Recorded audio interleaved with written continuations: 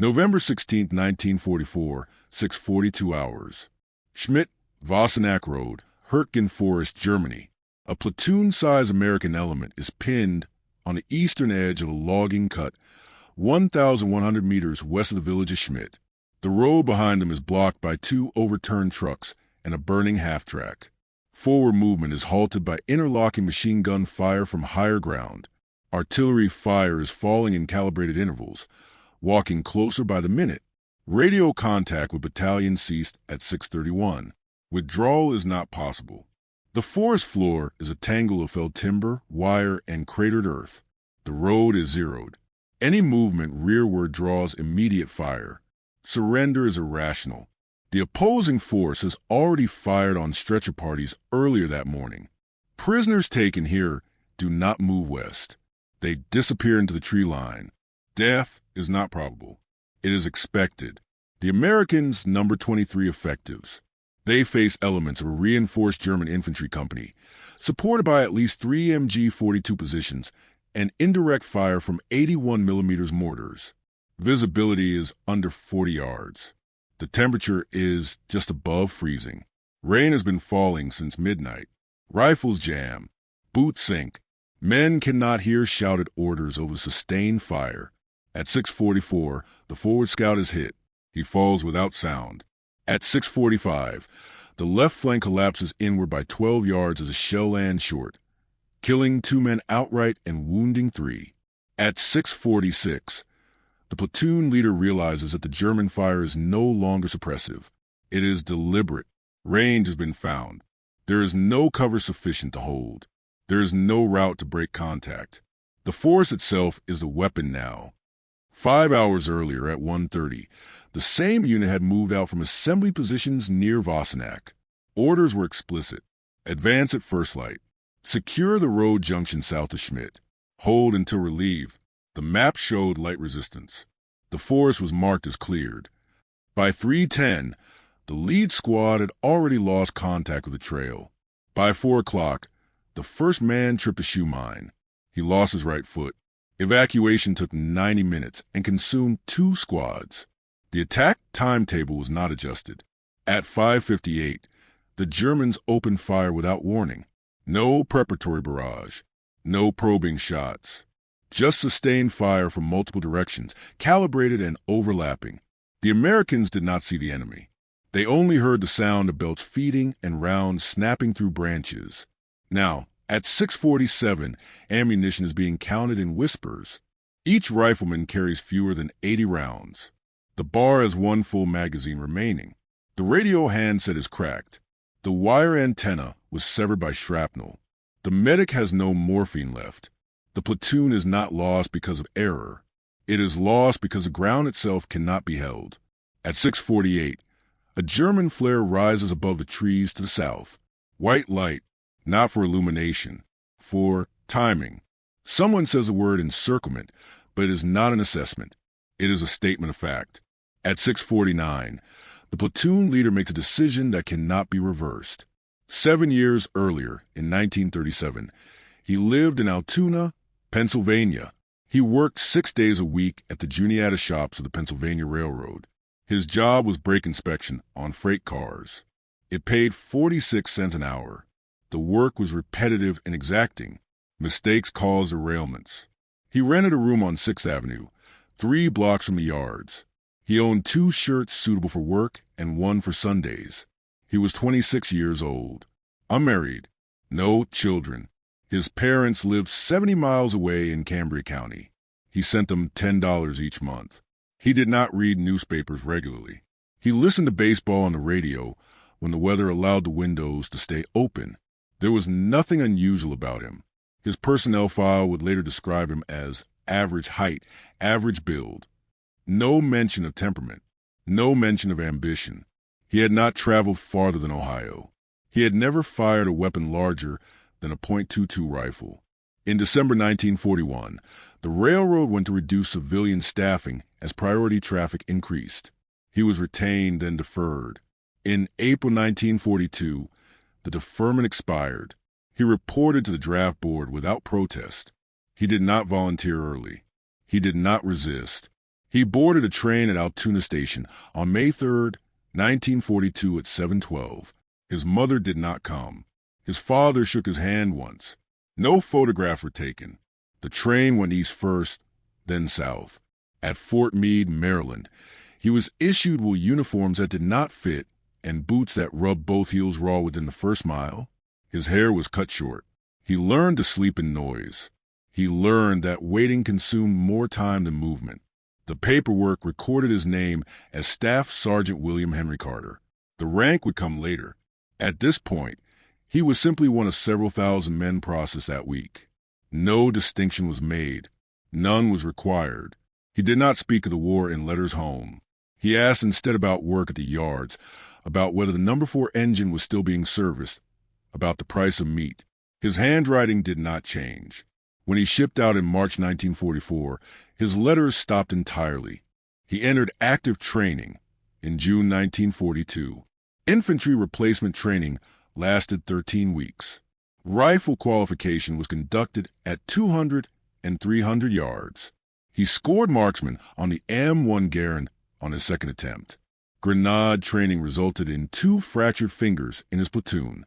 No one was recycled. Time did not allow it. By November, he was assigned to the 112th Infantry Regiment, 28th Infantry Division, United States Army. The division patch, a red keystone, was issued without comment. It meant Pennsylvania on paper. It meant nothing in practice. He shipped to England in October 1943. The crossing took 11 days. Seasickness was constant. The men slept in rotation. There was no privacy. Training resumed immediately on arrival. Live-fire exercises were conducted with unfamiliar weapons and borrowed ammunition. Night movement was emphasized. Maps were reused until the foes disintegrated. He was promoted to sergeant in February 1944 after his squad leader broke an ankle during a night march. The promotion was temporary. It became permanent when the squad leader was later reassigned. The regiment landed in Normandy on July 22, 1944, weeks after the initial invasion. The beach was quiet. Wreckage remained. The fighting did not announce itself. It began without signal. Their first sustained combat occurred near St. Lo. Hedgerows restricted visibility to a few yards. German positions were concealed, often within 50 meters. Fire came from angles that could not be plotted. Artillery was requested frequently and answered inconsistently. On July 29, 1944, during an advance across a sunken lane, his squad was ordered to clear a hedgerow believed to be lightly held. It was not. A German MG-42 opened fire at close range. 2 men were killed in the first burst. A third attempted to crawl forward and was struck again. The firing ceased only when a rifle grenade detonated inside the position. Afterward, they found 4 German soldiers. One was still alive. He was wounded in the abdomen and could not stand. The medic moved toward him. A German officer emerged from a concealed trench 10 yards away and fired twice. The medic was killed instantly. The German officer retreated. He was not pursued. That night, the squad leader said nothing. No report was filed beyond casualty figures. The following morning, the unit moved again. The bodies were left where they fell. The incident was not discussed afterward. It did not appear in after-action summaries. But the squad began to fire first and check later. They used more ammunition. They stopped taking chances with wounded enemy soldiers. The distinction between combatant and non-combatant narrowed. By September, Carter was promoted to staff sergeant. He became platoon sergeant after the platoon leader was evacuated with trench foot. The replacement lieutenant arrived 2 weeks later and was killed by shellfire on his 3rd day. Carter assumed responsibility without formal designation. The division entered the Hürtgen Forest in early November. The terrain negated maneuver. Visibility rarely exceeded 30 yards. German units occupied prepared positions, rotated frequently, and knew the ground intimately. American artillery was restricted by canopy and terrain. Casualties accumulated without measurable gain. On November 7, 1944, during an attempt to evacuate wounded under fire, Carter orders men to abandon 2 casualties when German fire intensified. The decision was made in under 5 seconds. The wounded men were still alive. They were not recovered. That night, he did not sleep. He cleaned his rifle twice. He counted ammunition repeatedly. When asked later why the wounded were left, he answered only that the firing had increased. From that point, his decisions favored survival of the group over recovery of the individual. He did not explain this to anyone. He did not need to. The forest enforced it.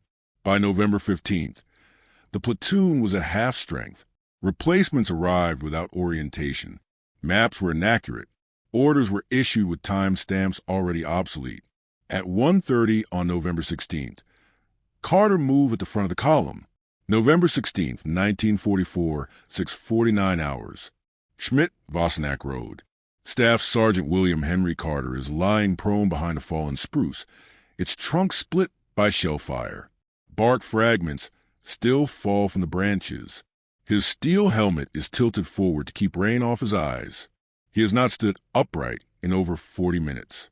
The platoon no longer functions as a maneuver element. It is a collection of isolated firing positions connected only by shouted estimates and hand signals. The right flank has gone silent. No confirmation of casualties has been received. Silence here does not indicate safety. At 6:50, a runner from the rear crawls forward with a message written in pencil on a torn ration box. Battalion reports German counterattack developing south of Schmidt. No reserves available. Hold position if possible. Time on message, 6:32. The message is already 18 minutes old. Carter does not pass it forward. There is no one to pass it to. The officer nominally in command was wounded at 6:43 and evacuated 2 minutes later. Carter has not been formally placed in command, but no one else is issuing orders. At 6:51, German mortar fire shifts. Rounds now fall behind the platoon, cutting off the remaining open ground to the west. The adjustment is precise. The interval between rounds is 12 seconds. The distance between impacts is shrinking. Carter counts silently. He has done this before. At 6:52, a rifleman to his left fires his last clip and shouts unintelligibly. Carter crawls 2 yards to reach him. The man is shaking. His eyes are fixed forward. His rifle bolt is locked open. Carter hands him 2 clips without comment and pulls him lower behind cover. He does not ask if the man is wounded. At 6:53, German small arms fire increases from the north. This is new. It indicates movement. The enemy is closing to within hand grenade range. The Americans have thrown all fragmentation grenades already. Smoke is exhausted. The bar fires a final burst at 6:54 and then stops. The assistant gunner is dead. The gunner is wounded in the shoulder and cannot reload without assistance. No one moves to help him. Movement draws fire. Carter checks his watch. The glass is cracked. It still runs. At 6:55, he makes a decision based on assessment, not optimism. He determines that holding the position will result in total loss within minutes. He determines that retreat will produce the same outcome sooner. He determines that surrender will not preserve life. There is one remaining option that alters the enemy's timetable. He crawls to the radio operator's body. The SCR 300 is damaged but functional. He switches the battalion frequency and transmits once, slowly, clearly. Enemy company strength. Grid reference follows. Fire on my position. He repeats the grid twice. He does not request adjustment. He does not wait for acknowledgement. At 6:56, German voices are audible through the trees. Commands. Movement. The sound of equipment striking wood. They are close enough now that Carter can distinguish boots from falling branches. He signals the remaining men to pull in tight. No explanation is given. Some comply. Some do not understand. One man attempts to crawl rearward and is killed immediately. At 6:58, the first American artillery round impacts 50 yards east. It is high explosive. The second round lands closer. The Germans respond with increased fire, uncertain now, firing into the smoke and debris. Carter remains in place. He does not move toward cover that might allow escape. He adjusts his position to maintain line of sight forward. At 7:01, artillery fire saturates the logging cut. Trees collapse. Shrapnel fills the air. German fire ceases intermittently, then stops altogether. Carter is thrown backward by the third impact. He does not regain his footing. November 16th, 1944, 7:18 hours. The artillery concentration lasts 17 minutes. It consists of 36 rounds of 105 millimeters high explosive fired by divisional artillery from positions west of Vossenack. No adjustment is made after initial impact. Fire is delivered strictly on the transmitted grid. When the barrage lifts, the forest is unrecognizable. The logging cut no longer exists as a defined space. Trees are snapped at mid-height. The ground is churned to a depth of over 1 meter in places. Smoke and steam obscure visibility beyond 10 yards.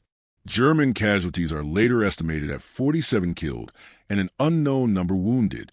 2 machine gun positions are destroyed outright. 1 mortar team is rendered ineffective. Survivors withdraw east toward Schmidt without attempting to reoccupy the ground. American casualties are exact. Of the 23 men present at 6:42, 17 are killed. 4 wounded and later evacuated. 2 are uninjured. One of the uninjured men is in shock and unable to speak coherently for several hours. Staff Sergeant William Henry Carter is found at 7:26, face down, 20 yards from his original position. He is killed by artillery concussion and fragmentation. His rifle is intact. He has fired 46 rounds during the engagement. He has no remaining grenades. His last transmission time is recorded as 6:55.